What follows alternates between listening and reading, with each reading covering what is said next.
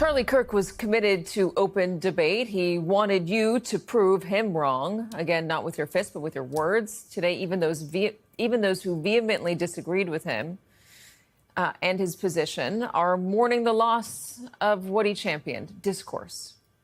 Joining us now, CEO of Bridge USA, Manu Meal. His organization's mission is to empower young people to bridge their differences over politics. Manu, thanks for joining us. Who was Charlie Kirk to you?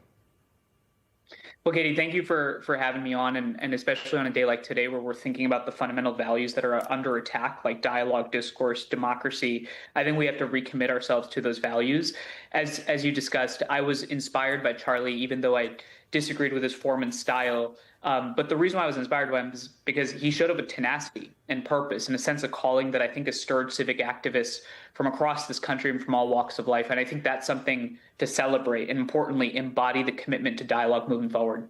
So champion that for me, or argue for open dialogue for me, argue for places allowing more people to disagree with each other and at some points to hold viewpoints that they find repulsive, and then to allow there to be a debate and let the best idea win. Well, I actually want to echo something that you said in the previous segment with former Secretary Johnson, which was that you see this dissonance between what we see in the media and what we see in day-to-day life. Right now, Katie, as we speak, I have hundreds of students from across the country. I lead an organization called Bridge USA. We're the largest student organization in the country, empowering young people to engage in constructive dialogue. Students from across college campuses, 95 chapters. Not one campus have we heard, Katie, right now, a back off from discourse. People are actively engaging. They're looking. They're empowered. And when you think about arguing for open dialogue, the fact is that I don't think you have a democracy if you can't talk to each other. To us, it's that simple. And I helped launch Bridge USA in 2017 when I was a college freshman. And when I think about young leaders like Charlie on the right and others on the left, folks like Dean Withers, I think a lot about the fact that students are looking for leadership, but they're also leading. And here's what I'll just say.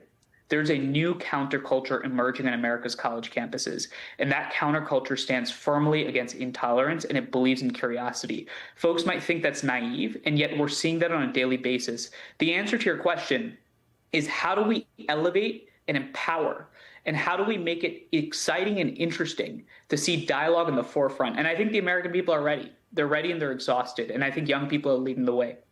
Is social media maybe a barrier to getting that done more broadly across this country? Having it accepted more broadly? It's a good question. I mean, it's a barrier in the sense that dialogue is difficult to have. People see what I call the tyranny of the loudest voices on the temperamental extremes.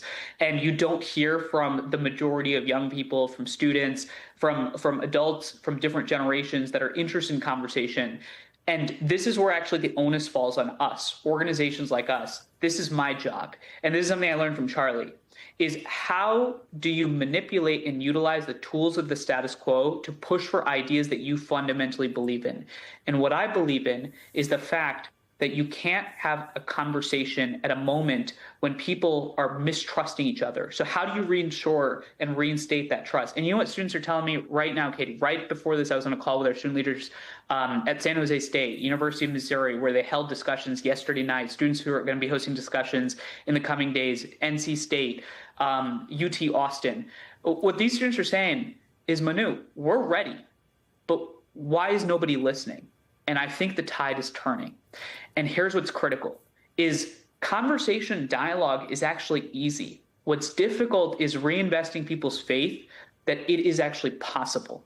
And that's my job, and that's what we're committed to doing. Let me ask you one more question. What do you say to somebody who says the only real solution is violence? Or what do you say to somebody who casually talks about violence in the political arena? How do you address that? Violence is like poison gas. Once you let it out of the canister, there's no controlling who it affects. That violence will come for each and every one of us. And that is something that President Lincoln warned about in his Gettysburg Address. You know, one of President Lincoln's deepest fears was uncontrolled emotion. And emotion is important. I mean, I can hear people listen right now to this telecast and saying, well, what does this guy know about the marginalized position that I occupy? I don't. But here's what I do know. There is no better alternative. We have been in incredibly tenuous moments in the history of this country. And all I ask is for people to believe in the promise and the concept that conversation at this time is actually possible. You'll see tangible examples over the next few days, over the next 48 hours. Our team is compiling examples of students engaging. And Katie, here's a secret. This actually happened after the Israel-Palestine protests last year. We had 29 constructive dialogues on campuses like Columbia, Harvard, all over the place. Again, the problem is that we love conflict. Man, that conflict feels good. And that's the problem. But I think actually folks like you that are taking the responsibility of elevating, I think an alternative narrative is key. But this counterculture is brewing, and America loves underdogs. In 2017, when we started Bridge USA, the underdog was protest and violence. Today, the underdog is dialogue and conversation. And the question is whether or not people are willing to join that counterculture. Yeah, listen, the last time we stopped being able to talk to each other, we had a civil war. So when you say that this is the best option, it really is the best option. Learning how to listen, how to talk, and how to hear things that you may find reprehensible, but not turning to violence. Thank you so much, Manu. I gotta leave it there. Manu Neal, appreciate your time.